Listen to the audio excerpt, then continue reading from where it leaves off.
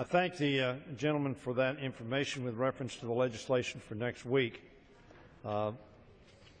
He leads with a bill that is entitled the American Research and Competitiveness Act of 2014.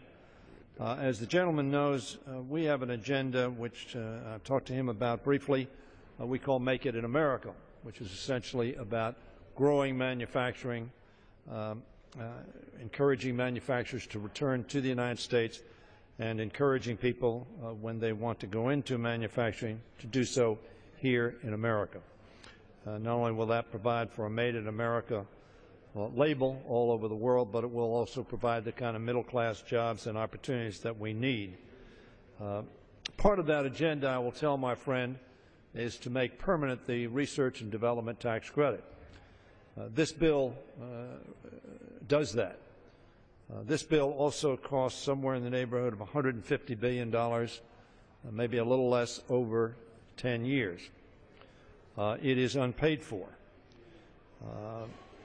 The series of bills that were passed by the Ways and Means Committee will cost $310 billion.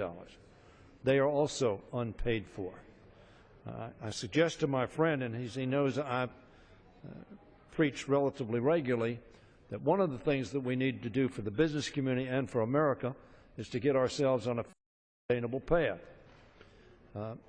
Mr. Camp offered a comprehensive piece of legislation, Mr. Leader, as you know, which I think was an honest effort. But it also made hard choices. It made hard choices not to increase the deficit and therefore provided offsets for tax cuts. I think that is absolutely essential for us to do.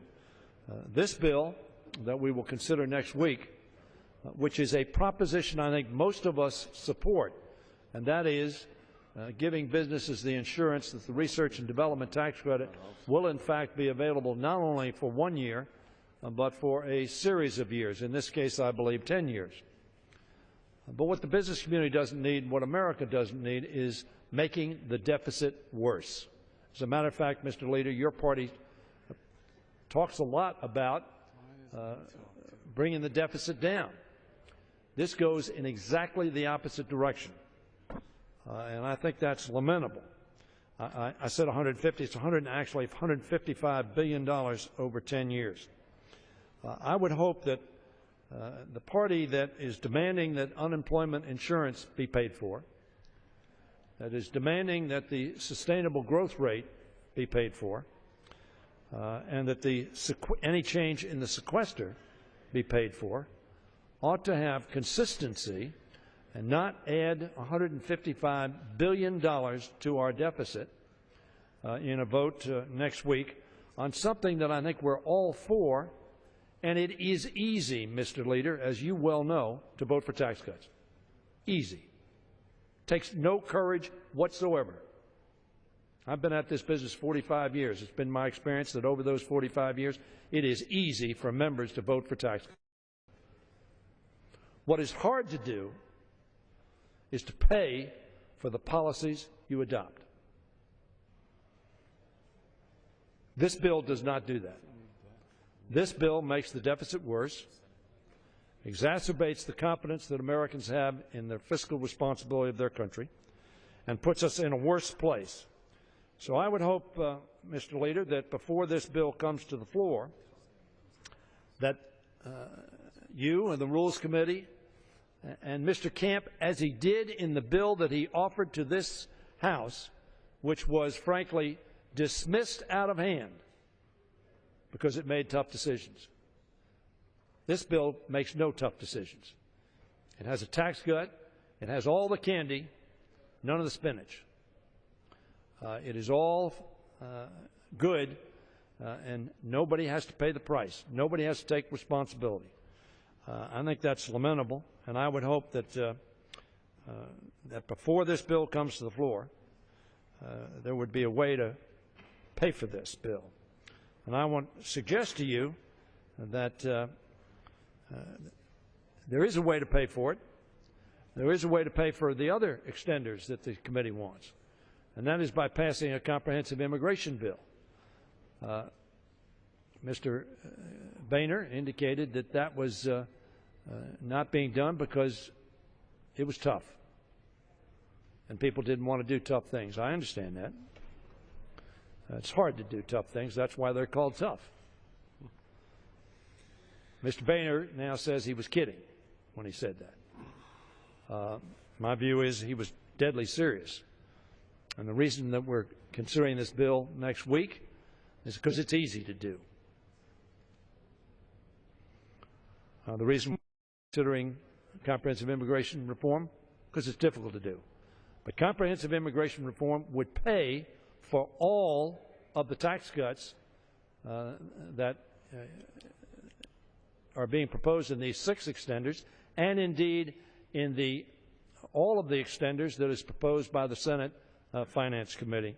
And now they only propose that for 2 years, not 10 years, but it would pay for all of them. In fact, CBO says that if we pass comprehensive immigration reform, it will mean $200 billion for next year, for the next 10 years, and $900 billion over the next 20 years. In December, the Budget Committee chairs, Mr. Ryan and Mr. Murray, were able to come up with a substantial sequester replacement. We ought to be able to do that as well. Let me close this part of my comment with 2 quotes. One from Republican Secretary of the Treasury, Hank Paulson, who said, "As a general rule, I don't believe that tax cuts pay for themselves."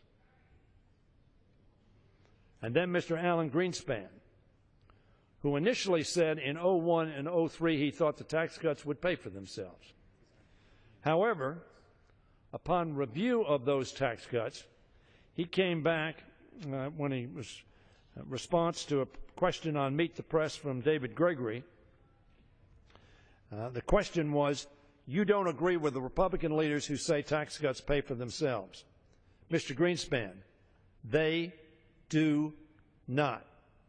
So that all of your Republican colleagues are being asked to vote for a $155 billion increase in the deficit.